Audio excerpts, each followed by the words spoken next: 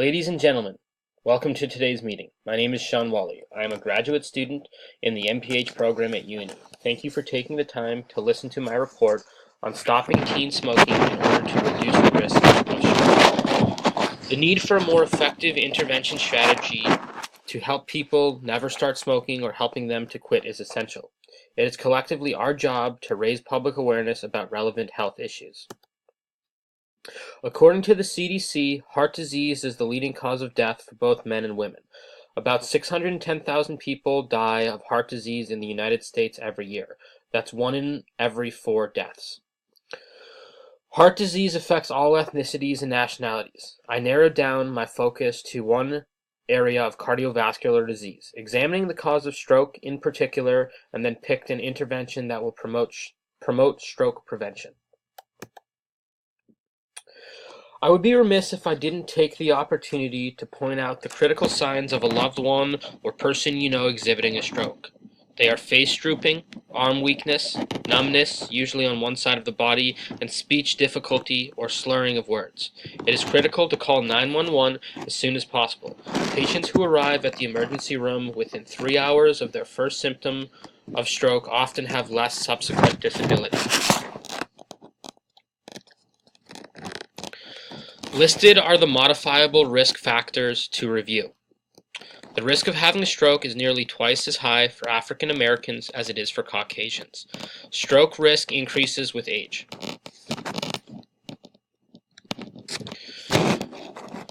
Today, I will be examining smoking prevention, particularly in the teen community, to reduce the risk of stroke. I will be sharing theory-based interventions that collectively support school-based programs and various mass media campaigns. According to the peer-reviewed articles, tobacco use, both smoking and secondhand smoke, attributes for over 6 million deaths a year, causing an increase in heart rate and blood pressure. There is a global tobacco epidemic. Galeccia's 2016 article in the International Journal of Preventive Medicine states, "Smoking is a serious public health challenge across the world. It has assumed the dimension of an epidemic, resulting in enormous disability, disease, and death. The tobacco use attributed to more than 5 million preventable deaths every year globally. Current smokers and ex-smokers at the time of their ischemic stroke had worse outcomes compared to never smokers. The risk of recurrent vascular events was also higher among current smokers than ex-smokers." Tobacco use begins in the teen years. Take a moment to review the list on the slide.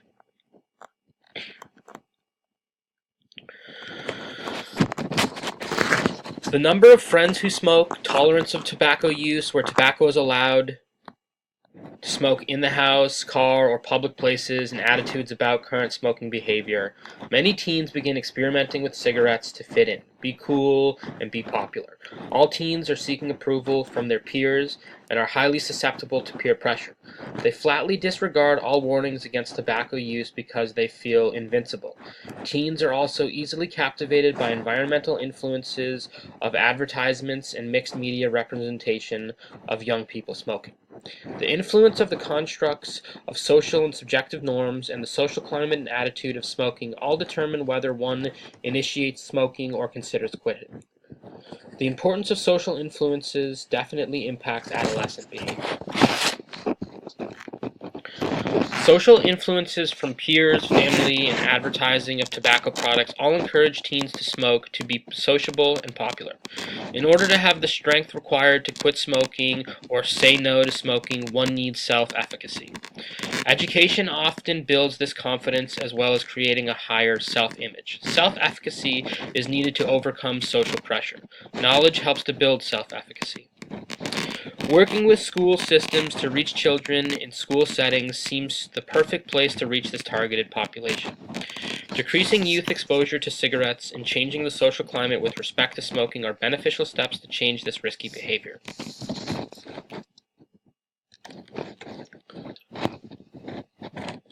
It is anticipated that people will opt for behaviors that maximize benefits in comparison to costs, and intuitive logic is thought to operate, which might be termed mental math.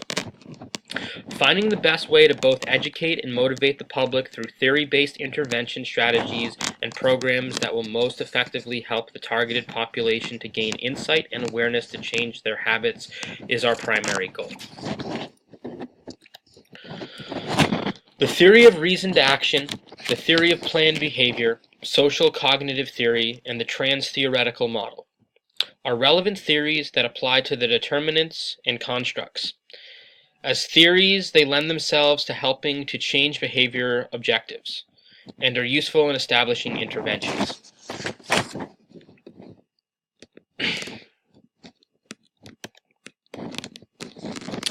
Teaching the facts and taking the steps to change the social context with respect to influencing teens to either never begin smoking or helping them to quit needs to be accomplished through simultaneously combining all forms of intervention and prevention programs. Connecting with community-based organizations, particularly school-based programs, and partnering with media organizations to build awareness speaks to the very core of the public health agenda. With government agencies simultaneously raising the price of cigarettes via a tobacco tax, instituting smoking bans in buildings and public places, and restricting the sale of cigarettes to minors has slowly begun to make a difference.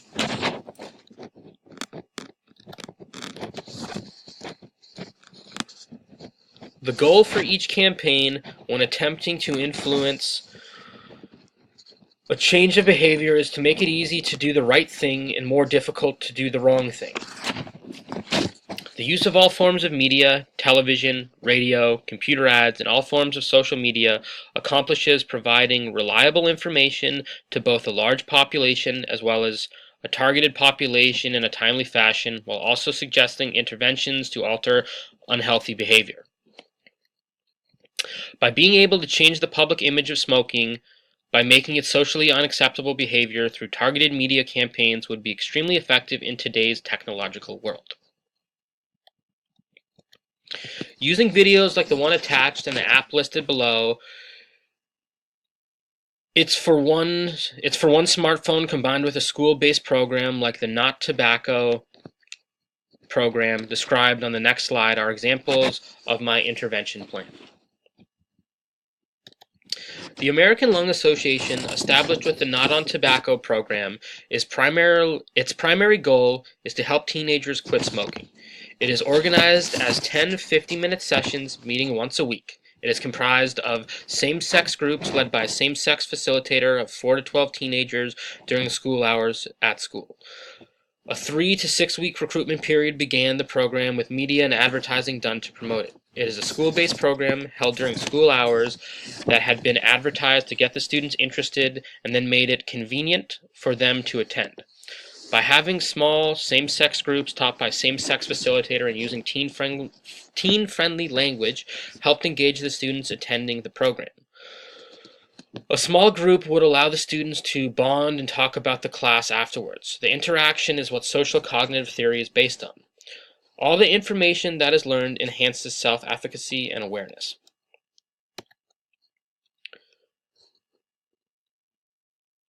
Education is a vital tool to enhance our future.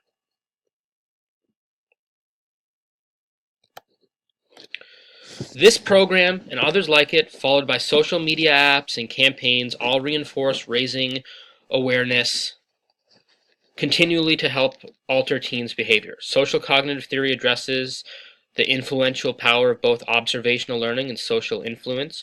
The goal of changing the social climate to make smoking uncool and unacceptable to teens requires the complete collaborative effort of both educate, inform, and alter all of their social, behavioral, and environmental influences wherever they turn in order to create healthier behavior that will promote wellness.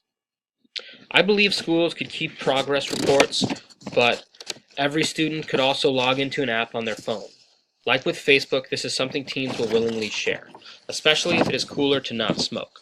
Social cognitive theory helps teens regulate their behavior so it can be maintained. There is limited literature evaluating the effectiveness of smoking cessation programs that measure validity and reliability. Peer-reviewed articles all agree that collaborative efforts are most effective in influencing teens to quit smoking. Statistics do indicate that smoking rates are dropping. Evidence shows that existing interventions lack precision and specificity. All school-based programs are extremely aware of being culturally competent, as is all media campaigns. Social cognitive theory is well established and serves as an effective framework to build a theory-based intervention upon. Thank you very much.